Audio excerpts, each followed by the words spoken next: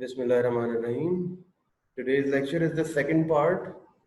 It's the extension of yesterday's lecture about networking and file sharing protocols. And we discussed Ethernet protocol, we discussed CSMA CD, other protocols that were built in to the Ethernet protocol. Let me just give you a quick recap of the previous lecture. Ethernet protocol is actually used to establish a local area network between computers. As you know, internet is just interconnected networks. So the unit of that would be a network. Ethernet is used to make and develop that unit. I would like you to watch the previous video before continuing on to this video.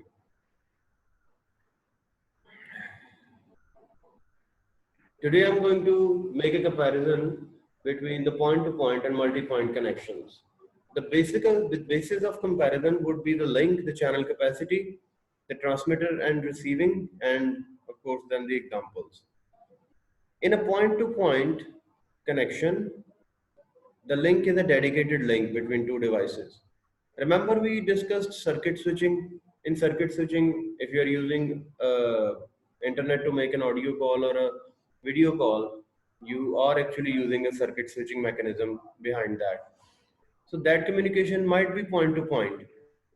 A dedicated link would be provided to both nodes of transmission, and those nodes of transmission would be using that link. Nobody else can interfere in that. But for multi-point, the medium is shared between two and more devices. Now this should remind you of packet switching, where multiple packets from different transmissions are actually traveling on the same medium. The fiber optics and wires of the internet, those mediums are actually shared. The channel capacity, since we are using a dedicated link, the channel capacity would be entirely used by the devices that are oh,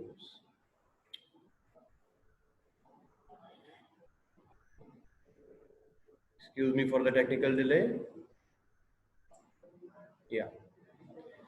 So the channel capacity is reserved by the for the devices that are connected. Since the link is dedicated, the channel capacity is being used by only the two devices that are using the link. And in multi-point, since the link is shared, so the capacity of the channel, the bandwidth that is provided, for example, you're using a 100 MB connection, so all the devices that are connected to that medium, they're all using that 100 MB connection. In point-to-point transmission, there is always a single transmitter and receiver. Point-to-point transmission is being done in between two devices actually. So this transmission is actually only between two parties.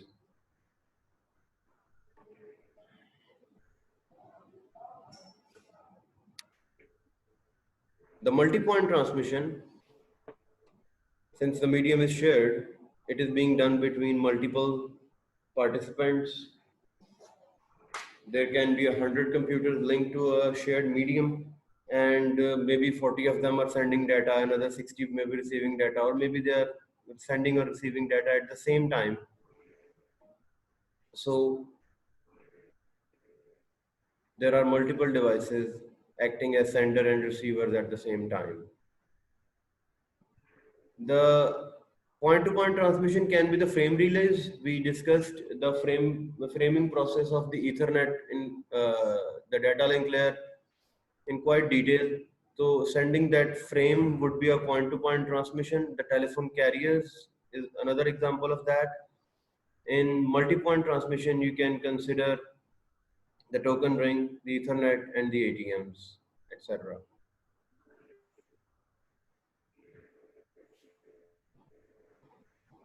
Then let's talk about peer-to-peer file sharing. At this point, I should remind you that point-to-point and peer-to-peer are two different things. And I'm sure that most of you have now realized that already, that in a point-to-point transmission, the medium is actually dedicated. The transmission is between two nodes. But for the peer-to-peer file sharing system, that mechanism is actually changed. For peer-to-peer, as you can see on your screen, the BitTorrent protocol is the most widely used protocol. And if any of you have ever used the torrents for uploading a file or downloading a file from the internet, so you know that there can be multiple recipients of the transmission, and there can be multiple computers who are actually seeding, who are actually letting the other computers transmit the or receive the file chunks. So how BitTorrent works? The content provides actually provide you with the content description. That's a torrent file.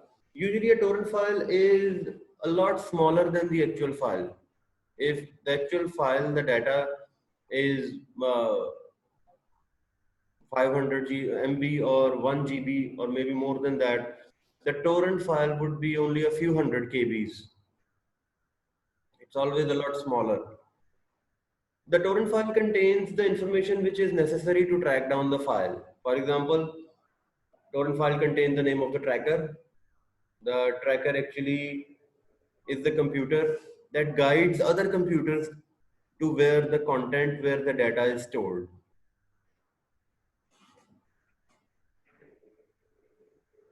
So torrent file actually has the detail of, or you can say whereabouts of the file. That torrent file is shared across the internet, and anyone having that torrent file can get the data from the computer that actually has the data. To put it simply, you can have the file from your computer. The file is not hosted on the internet, but your computer is online. You made a torrent of the file and you release the torrent. Now I have the torrent, so I can actually download the file from your computer. But this is only the start. If I have the file, then I can download it, and a third computer, third node joins us. It can now download the file from my computer because maybe I have already downloaded the 20% portion of the file. So it can download the file from my computer and can also download the file from the actual computer that has the original file. Now there are three problems. The first problem is that how do the peers replicate the content to provide high speed download for everyone? Means if there is only one computer that has the file and we are 1000 computers who are trying to download the file, the upload capacity of the original node would be choked, and the computers who are looking to download the file will face a lot of time delay. So this is the first problem, that how to replicate the content to provide the high speed download. The solution to that is that every computer that is downloading the file is also uploading the file back. Maybe you know the term seeding from your downloading experience of torrents. So the peers are actually downloading the file and they are uploading the file as well, which is making the file less rare. By rare, I mean the file is not just on the original computer, but the parts of file are actually scattered across the other computers as well. For example, if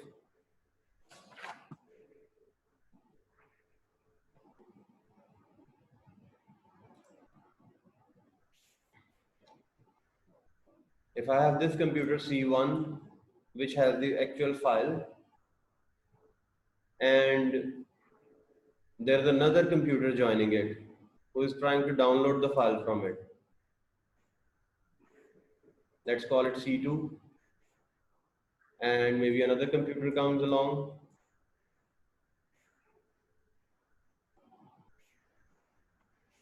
What is going to happen here is that computer,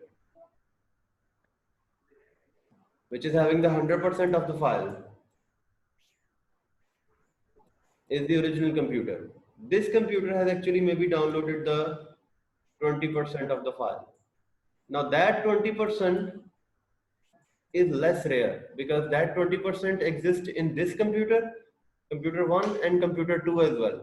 When the computer 3 come along, it is going to download that remaining 80% from this computer. It is going to try to download that content first. So maybe it tries to download the content and it downloads this part of the file. I'm just using percentage to make the things simple. Maybe this portion of the file is downloaded by this computer first. Now, when another computer comes along, another peer comes along, so it has multiple options. It can download the file from C2, C3 or C1. But as you know, it is going to download the second half of the file because the first half of the file is on this computer and on this computer as well. The first half of the file is, some of it is here, some of the first half is here, but the second half is only here. The second half is rare.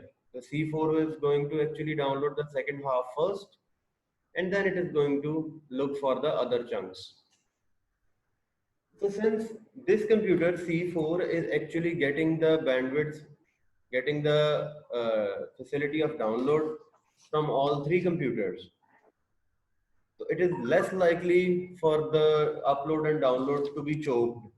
It is less likely that there will be a bandwidth issue for downloading the file. If enough computers are actually in the swarm, if enough computers actually downloading and uploading file, it will be easily available for all of the computers that actually join the swarm.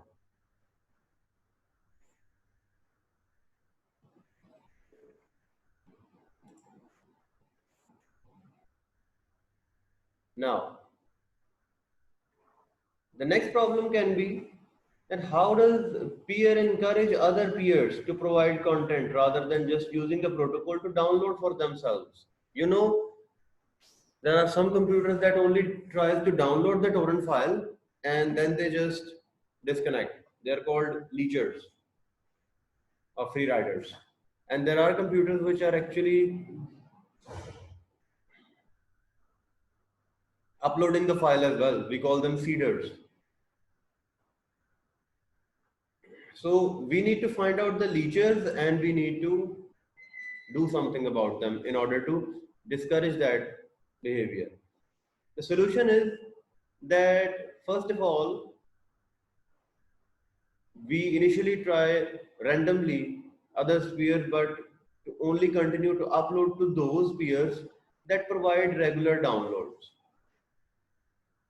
The first solution is that we find out that which node of communication is not uploading the file back, which is not letting others to download from it, downloaded portion of the file. The computer which is not letting other download the file is actually a leecher. So if a peer is not downloading or only downloading slowly, it will eventually be isolated or choked. If a peer is not letting others to download from it, or it is actually uploading the data slowly, the protocol identifies it and isolate it or choke it. Means if you are just leeching out the file, you are not letting others download it, so eventually you will not be provided with the content anymore.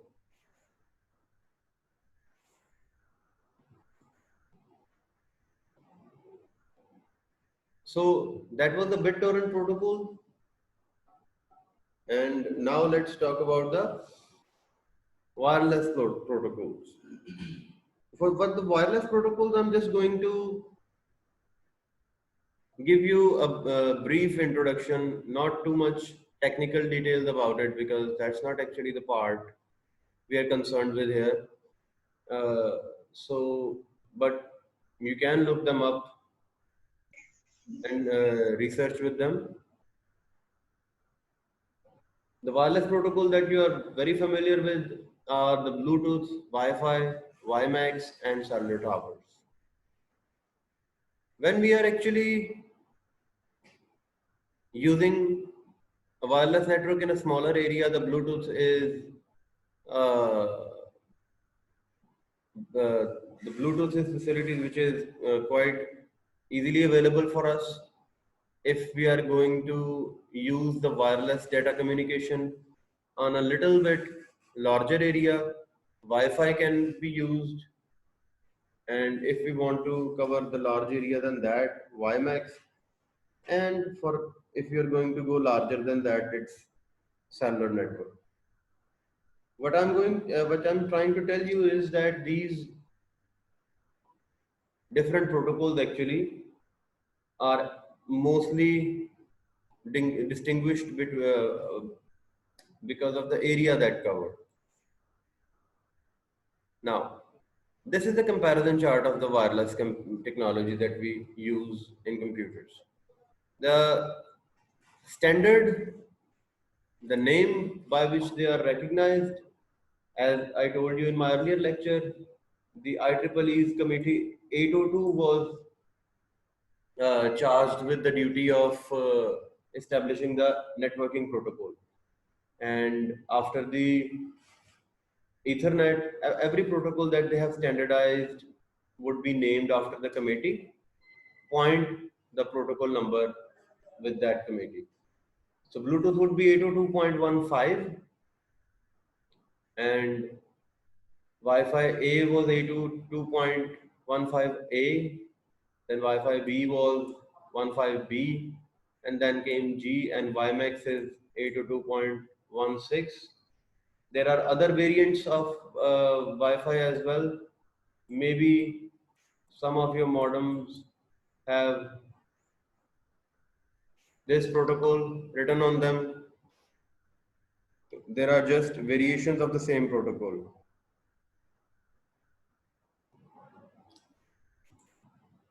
Then the frequency that they operate in, since they're all based on the radio waves, so it's important that which frequency they are operating in.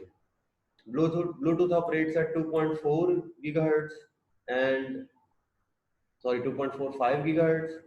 Wi-Fi A operated in the 5 gigahertz frequency, and the Wi-Fi B and G operated at 2.4. The WiMAX, however, operated at between 2 to 66 gigahertz of frequency. Then there was speed. You already know that Bluetooth is very slow in data transfer, and the Wi-Fi protocols are a bit faster, and WiMAX is a lot faster than that. I should mention here that these protocols have been upgraded, and their current versions can accommodate a lot more data than this. You're welcome to research about that. Then there is the issue of range. The Bluetooth is in, now this range reading is actually in the ideal condition. There is no electrical interference, there is no other equipment blocking the transmission. So in ideal, in ideal environment, a Bluetooth can go up to 10 meters and WiMAX can work up to 50 kilometers. But again, we know that this is just the ideal range. Practically, it can be a lot less. In the advantages, Bluetooth can be low cost, but as a disadvantage, its range can be limited. And These bullet points can be easily made into sentences when you are solving the questions of comparison about these wireless technologies. As you can say, the WiMAX has quite a long range, offers a better connectivity speed, but in the disadvantage, it's going to cost you more and you need technical knowledge to set it up.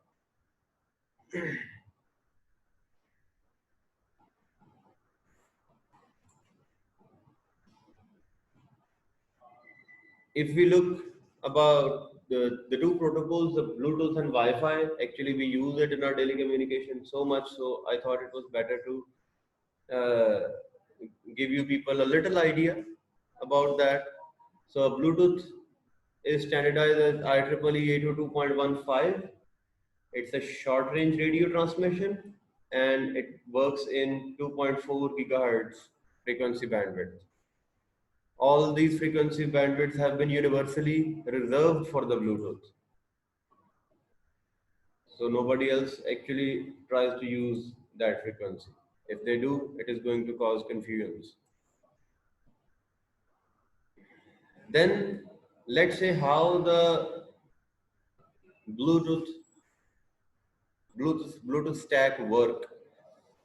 If I'm going to use the internet or if I'm going to use a communications system which is based on a Bluetooth connection system, the upper layers are the same as TCP/IP, which is going to control my communication. And in the earlier lectures from TCP/IP, you know that there is the presentation layer, the transport layer, all those are going to function just as same. Then the logical link layer has also been described in that lecture, which is going to verify which protocol is going to be used. This link manager is actually a new thing. After this logical link layer, your data link layer actually starts. Means how the connection is going to be made. That thing is uh, determined after logical link layer. So since we have the wireless connection, wireless network here, so the link manager actually comes after the logical link layer. The link manager translates host control command into operations at baseband level, managing the various operations. The host control commands can be used to control the data transmission. The commands can be used to start data transmission or stop it.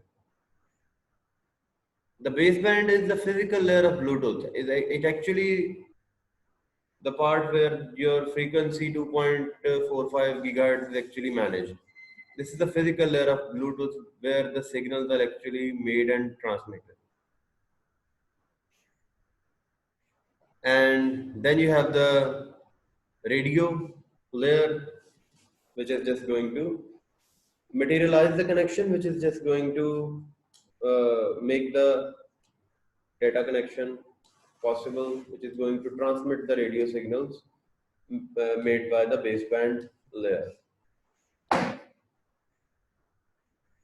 This is where I am going to actually stop today. I would welcome you all with all your questions in a short while. I'm sure you might have many of them. Looking forward to it. Till then, stay safe. Allah Hafiz.